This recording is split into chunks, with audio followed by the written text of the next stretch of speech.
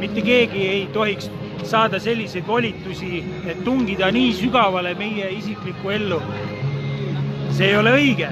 Sellepärast me siin olemegi, et näidata, ei, on ka liikumas vastujõud, kes ütlevad ei teatud asjadele, kes julgevad enda ees seista, kes julgevad meie kõigi ees seista. Ma võtakski siit kohe ühe inimese ja Kaisa, räägi, miks sa siin oled? Tšau! Miks ma siin olen või? Sest et keegi peab selle vabanduse eest seisma ka ju. Muidugi. Kus kõik teised on. Meid on tegelikult palju siin. Ma ütlen niimoodi, et me alustasime, siis meid oli ainult 7 siin ees. Mis kellast juba olete siin? 9-10. No nii.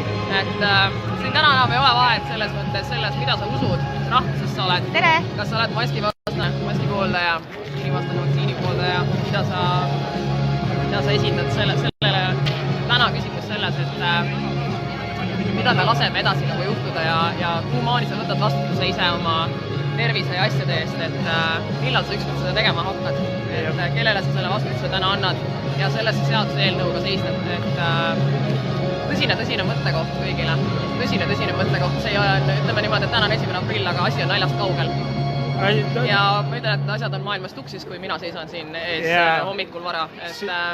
Täiesti käsitlematu ametkond saab anda nüüd meie täidesaatva võimu esindajatele volitusi, tulla meie koju ja arreteerida inimesi ja teha trahvi ja mees, kes käib oma iseenda oma näoga tänaval ringi, võib nüüd saada 800 € trahvi ja mina, kes ma müün oma sõppedele ja armsatele püsiklientidele kohvikus kohvi ja saiakest, saan nüüd 32 000 € trahvi.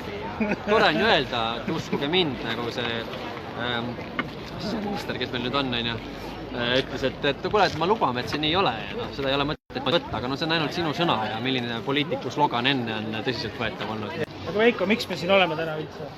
Me näitame koha kätte ise hakanud grupile tegelastele siin Riigikogus, et nad ei ole õiged inimesed otsustama meie vaba rahvaste üle ja need seadused on kurjast ja meie ei lase sellel juhtuda, sest me oleme vabad hinged ja me otsustame ise oma elu üle ja näitamegi rahva ühtsust siin, et meiega nalja ei tehta. Ja rahva käes on võim, aitäh sulle, Veiko. Edu meile! Edu meile kõikidele!